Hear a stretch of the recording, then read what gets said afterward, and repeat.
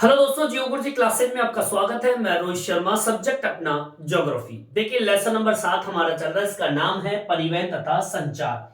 आज हम पढ़ने वाले हैं स्थल मंडल के अंदर स्थल परिवहन के अंतर्गत जो हमारा धरातल पे परिवहन है, उस परिवहन के अंदर मैंने आपको 3 बिंदु बताए थे।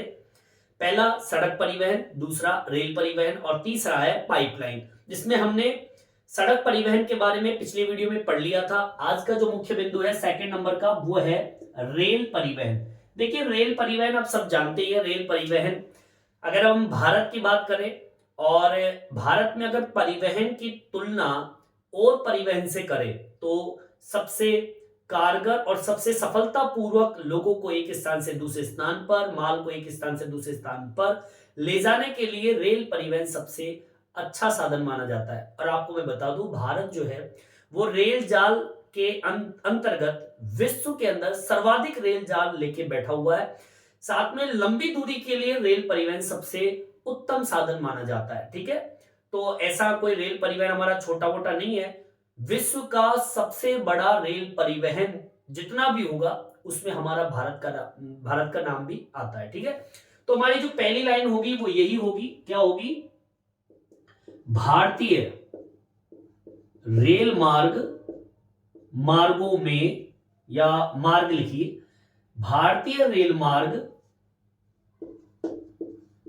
विश्व के रेल मार्गों में से एक है।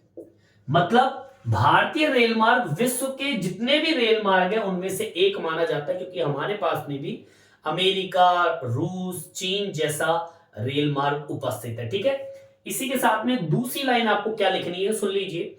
यह परिवहन जो है माल और यात्री उसके परिवहन को सुगम बनाता है और आर्थिक वृद्धि में योगदान प्रदान करता है। ठीक है, लिख देंगे, यह परिवहन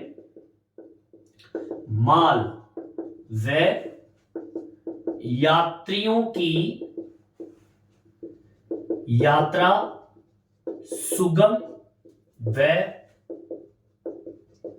आर्थिक योगदान देता है। ठीक है, ये परिवहन हमारे लिए एक तो माल और यात्रियों को एक स्थान से दूसरे स्थान पर सुगमता से पहुंचाता है, अर्थव्यवस्था में एक अहम भूमिका निभाता है। ये लिखेंगे इसके अंदर जोड़ के कि यह परिवहन लंबी दूरी के लिए सबसे ज्यादा उपयोगी। ठीक है, यह परिवहन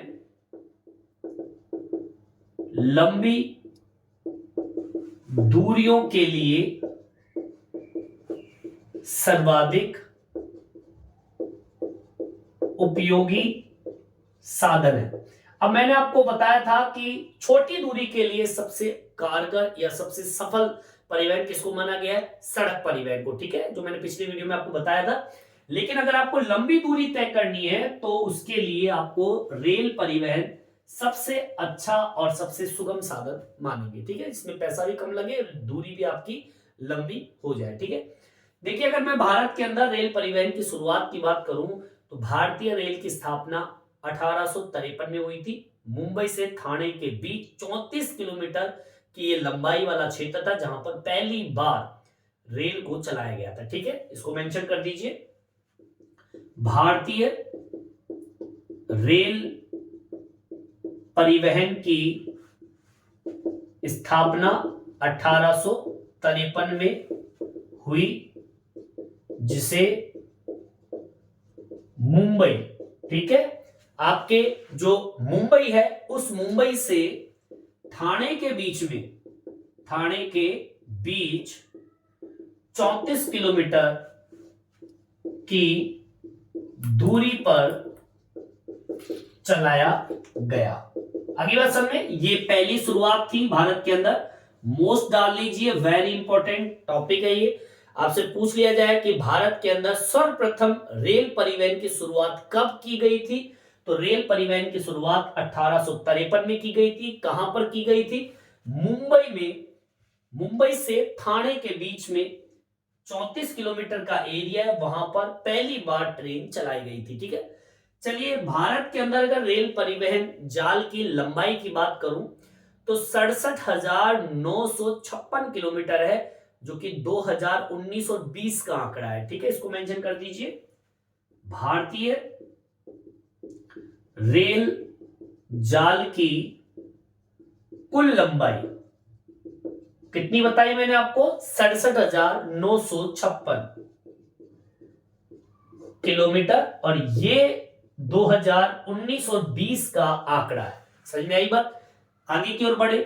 अब देखिए, इतना बड़ा रेल परिवहन जाल है, तो उसकी सुविधाओं को मेंटेन करने के लिए हमारे भारतीय रेल को 16 मंडलों में विभाजित कर दिया गया है। ठीक है, 16 मंडल मतलब भारत के ऐसे 16 क्षेत्र जहां पर रेल को कंट्रोल करने के लिए, रेल परिवहन को संचालित करने के लिए उनके कार्यालय बनाए गए। ऐसे 16 मंडल भारतीय रेल के लिए बनाए गए। ठीक है, लिख देंगे भारतीय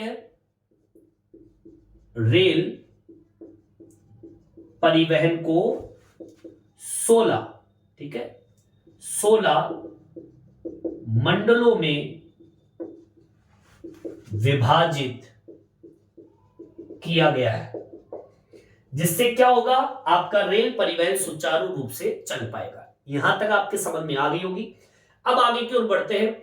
ये तो मैंने आपको थोड़ा वो डिटेल बताई है जो हमारे इतिहास से संबंधित कह दीजिए, या शुरुआत से संबंधित कह दीजिए, या फिर हम कहें कि रेल परिवहन किस प्रकार से हमारे लिए उपयोगी। एक बार मैं फिर से रिपीट कर देता हूं, समझ में तो आ गया होगा, फिर से देख लीजिए। देखिए, भारतीय रेल मार्ग विश्व का रेल मार्ग में से एक माना जाता है। यह परिवहन माल यात्री को सुगम बनाता है, यात्रियों की यात्रा को और आर्थिक योगदान देता है। यह परिवहन लंबी दूरियों के लिए सबसे ज्यादा उपयोगी माना जाता है। भारतीय रेल परिवहन की शुरुआत, ये सबसे ज्यादा इंपॉर्टेंट है, 1853 मुंबई से ठाणे के बीच आपके 37 किलोमीटर की दूरी है। ठीक है, इसके अलावा अगर मैं लंबाई की बात करूं तो 67,956 किलोमीटर भारतीय रेल जाल की लंबाई है। 16 मंडलों में इसको विभाजित किया गया। अब मैं बात कर लेता हूं रेल पटरियों की चौड़ाई के आधार पर भी भारतीय रेल को 3 वर्गों में बांटा गया। मैं एक बार फिर से रिपीट कर दूं, सुन लीजिए दोबारा से। कई बार एग्जाम में क्वेश्चन, छोटा न्यू टाइप का क्वेश्चन पूछा जाता है कि भारतीय जो पटरी है, ये रेल परिवहन की पटरी, तो रेल परिवहन की पटरी जो होती है, चौड़ाई मतलब, चौड़ाई का मतलब इस तरीके से चौड़ाई। ठीक है, तो कई पटरियों की चौड़ाई इस तरीके से होती है, कई थोड़ी सक्रिय होती है, कई बिल्कुल ही सक्रिय होती है। ठीक है, तो इस आधार पर, मतलब चौड़ाई के आधार पर भारतीय रेल की पटरियों को 3 भागों में बांटा गया। ठीक है, उसकी हम बात कर लेंगे।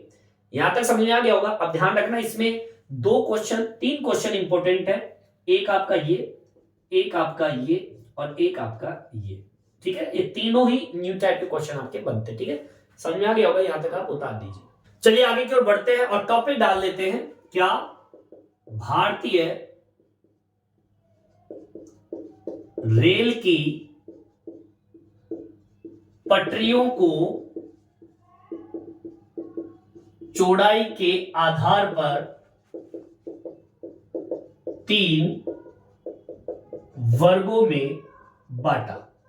ठीक है, अब वो 3 वर्ग कौन कौन से हैं, जिसमें सबसे पहला बिंदु जो आता है, इसे कहते हैं बड़ी लाइन।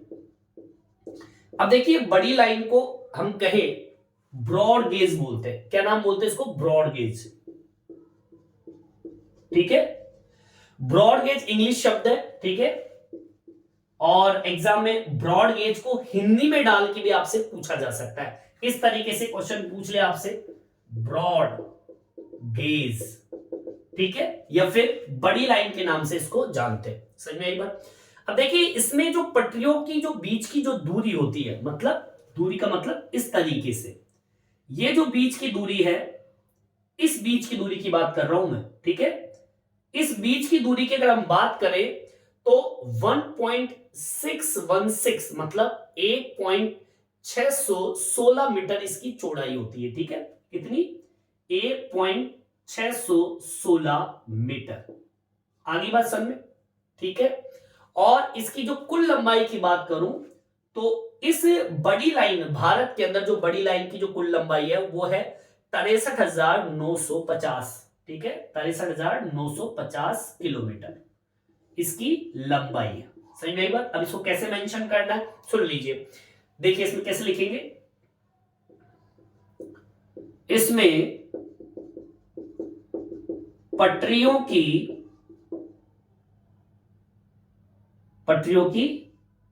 बीच की दूरी, बीच की दूरी 1.616 मीटर है, वह इस ब्रॉड गेज की कुल लंबाई कितनी है? 63,950 किलोमीटर। ये इसकी विशेषता हो गई। सेकेंड नंबर पे जो आता है वो आता है मीटर लाइन। ठीक है, मीटर लाइन, ये जो मीटर लाइन है, इस मीटर लाइन की भी चौड़ाई है और उस चौड़ाई के आधार पर इसको बांटा गया है। ठीक है, इसको मीटर लाइन कहते हैं।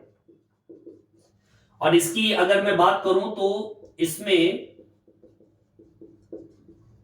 पटरियों की बीच की जो दूरी है, ठीक है, इसमें पटरियों की जो बीच की दूरी है, मतलब इस बीच की दूरी की बात कर रहा हूं मैं, इसकी दूरी है 1 मीटर के करीब। ठीक है, कितनी? 1 मीटर के करीब इसकी चौड़ाई है। ठीक है, 1 मीटर। और अगर मैं लंबाई की बात करूं, पूरे भारत के अंदर ऐसी पटरियां कितनी है, कितनी लंबाई में फैली हुई है, तो 2402 किलोमीटर इसकी लंबाई है। 2019 और 20 का आंकड़ा है, इसमें भी 2019 और 20 का आंकड़ा मैंने आपको बता दिया। तीसरे नंबर पे आती है छोटी लाइन। ठीक है, अब देखिए छोटी लाइन जिसे हम बोलते हैं नैरो गेज। ठीक है,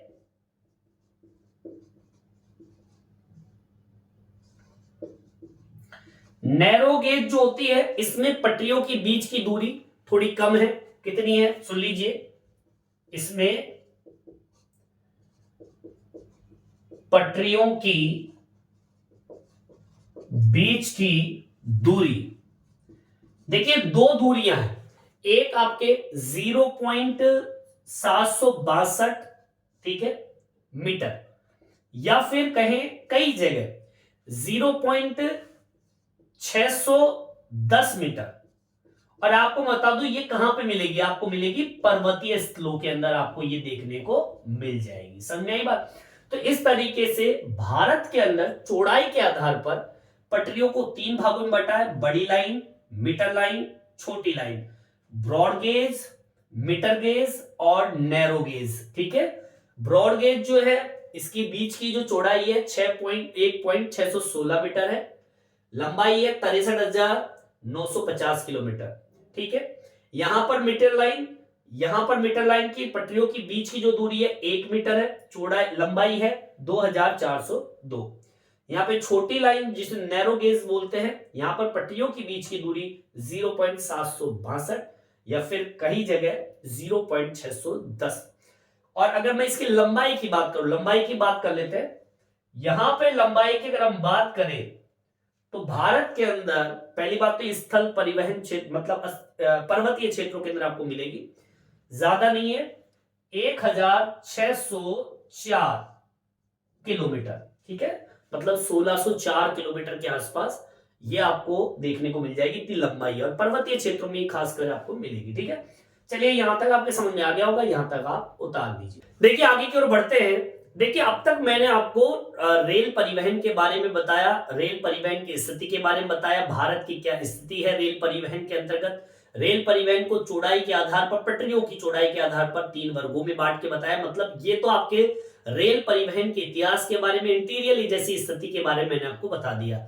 अब मैं आपको थोड़ा सा आपके इकोनॉमिक स्थिति पर भी आपकी हम बात कर लेते हैं, और पर्यावरण स्थिति पर भी, और एक स्थान से दूसरे स्थान की जो सुविधाएं जो रेल परिवहन के द्वारा जोड़ी गई है उसकी भी हम बात कर लेते हैं, और भारत के अंदर रेल परिवहन का क्या योगदान रहा है और किन किन क्षेत्रों को जोड़ते हुए रेल परिवहन अपना योगदान देती है उसकी भी हम बात कर लेंगे। सबसे पहले तो मैं आपको बता दूं कि जो हमारा रेल परिवहन है, इस रेल परिवहन में सबसे ज्यादा चलने वाली जो पटरियों की चौड़ाई है वो है ब्रॉड गेज। ठीक है, अब मैं बता दूं आपको, जो मीटर लाइन है और जो नैरो गेज है, ये रेल मार्ग अब धीरे धीरे, अभी 2024 चल रहा है, बहुत बड़े स्तर पर मीटर लाइन और नैरो गेज लाइन को ब्रॉड गेज में बदलना शुरू कर दिया है। मतलब अब मीटर लाइन और नैरो गेज आपको बहुत कम देखने को मिलेगी, ब्रॉड गेज ज्यादा आपको देखने को मिलेगी।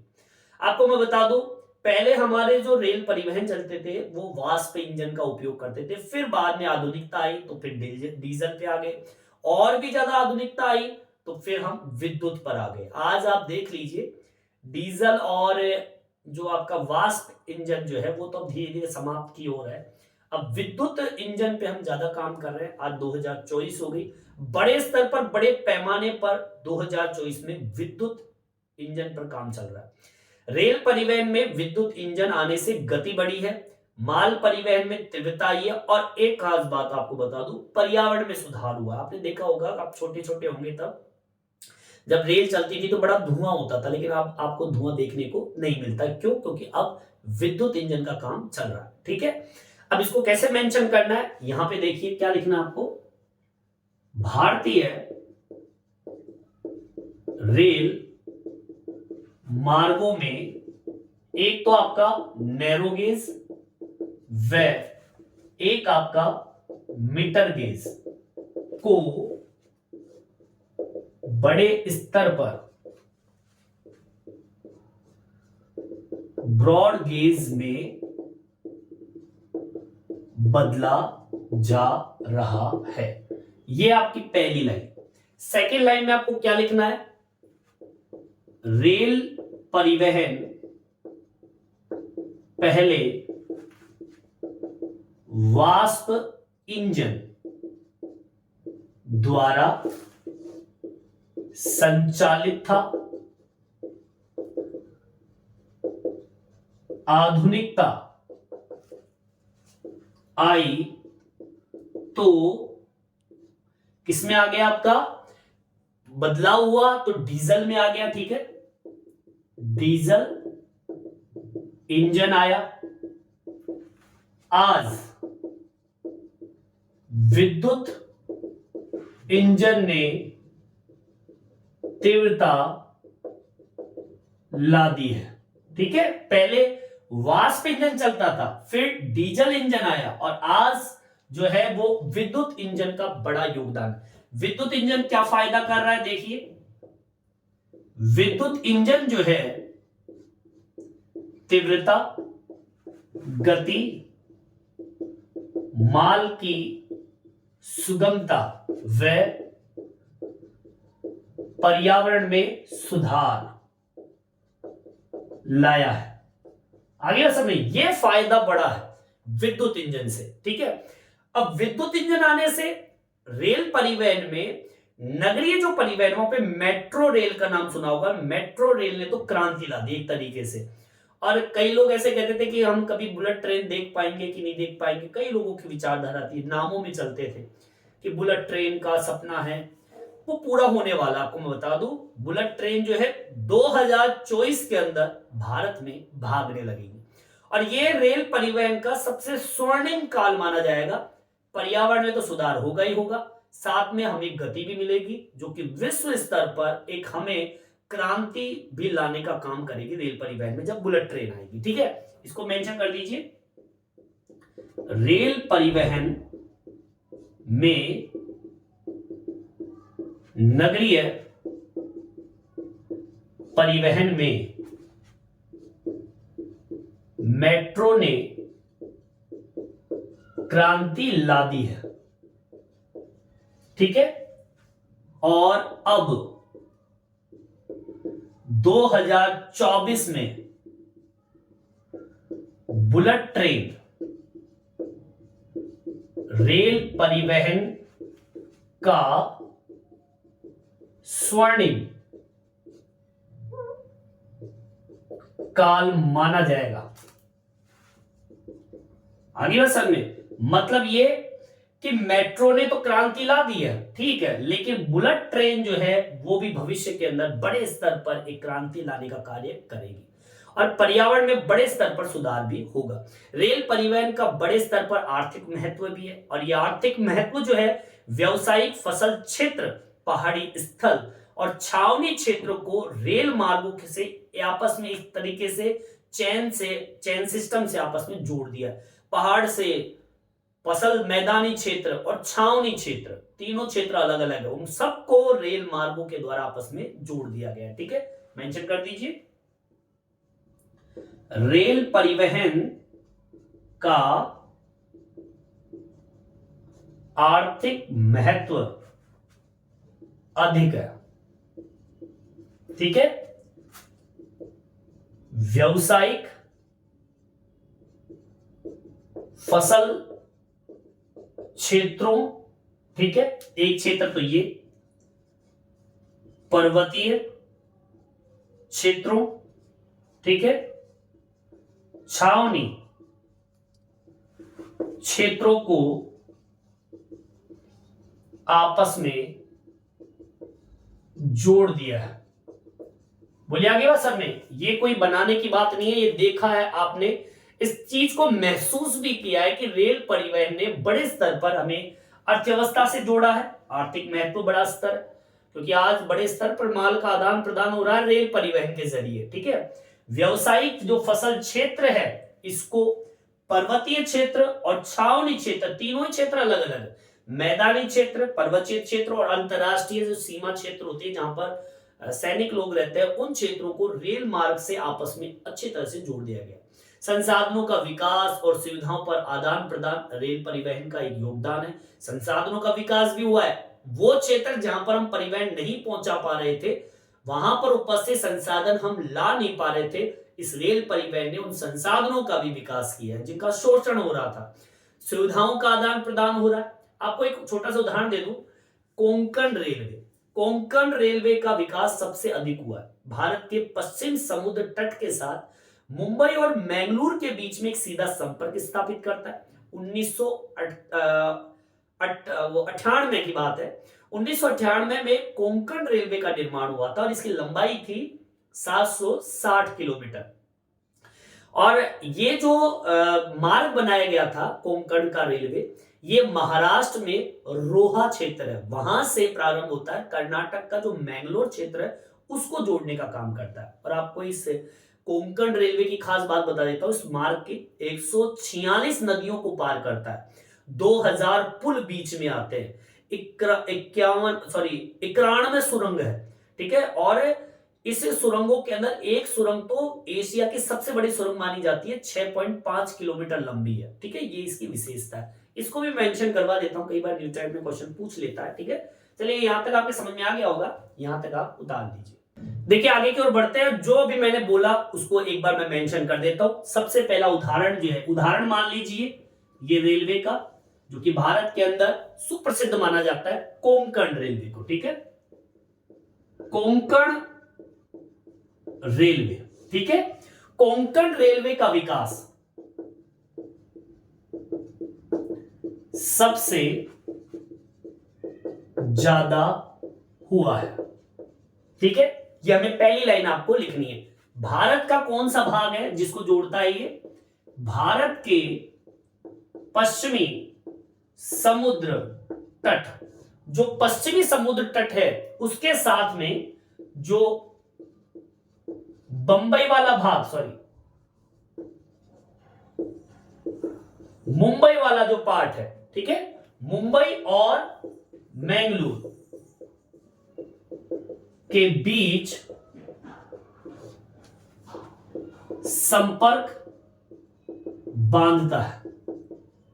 यह इसकी दूसरी विशेषता है कोंकण रेलवे की। ठीक है, इससे कोंकण रेलवे का निर्माण कब हुआ, 1998 में। 1998 में कोंकण रेलवे का निर्माण हुआ, सही बात। ठीक है, लंबाई कितनी है, लंबाई है 760 किलोमीटर, लंबाई 760 किलोमीटर इसकी लंबाई है, इस रेल लंबाई की। ठीक है, मार्ग की है ना। और फिर कहां से कहां तक जोड़ता है, महाराष्ट्र जो है, महाराष्ट्र के एक क्षेत्र का नाम है रोहा, ठीक है, को आप जाइए कहां पर, कर्नाटक का मैंगलोर,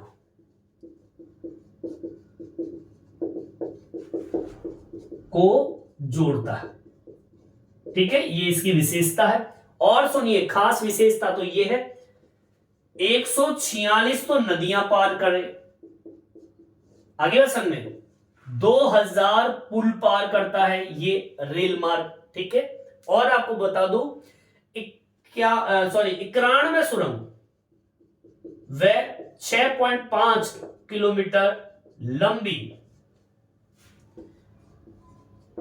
एशिया की सबसे लंबी सुरंग यही है। आगे बात समझ में, ये आपको मेंशन करना है कोंकण रेलवे के बारे में, एग्जाम में कई बार पूछ लेता है, अगर समझ में आ गया तो लिख लीजिए। एक बार फिर से रिपीट कर देता हूं, कोंकण रेलवे का विकास सबसे ज्यादा हुआ भारत के अंदर। भारत के पश्चिमी समुद्र तट के मुंबई और बेंगलुरु के बीच में एक सीधा संपर्क स्थापित करता है। 1998 में कोंकण रेलवे का निर्माण हुआ था। लंबाई इसकी 760 किलोमीटर। महाराष्ट्र के लोहा को कर्नाटक के मैंगलोर से जोड़ता है। 146 नदियां, 2000 पुल, 91 सुरंग, जिसमें 6.5 किलोमीटर लंबी एक सुरंग जो कि एशिया की सबसे बड़ी सुरंग मानी जाती है। ठीक है, यहां तक समझ में आ गया होगा, यहां तक आप उतार लीजिए। इस वीडियो में इतना ही। ये वीडियो आपको कैसा लगा कमेंट्स करके जरूर बताएं और मेरे चैनल को सब्सक्राइब जरूर से जरूर करें, इससे नए नए वीडियो आप तक पहुंचा सकूं। धन्यवाद।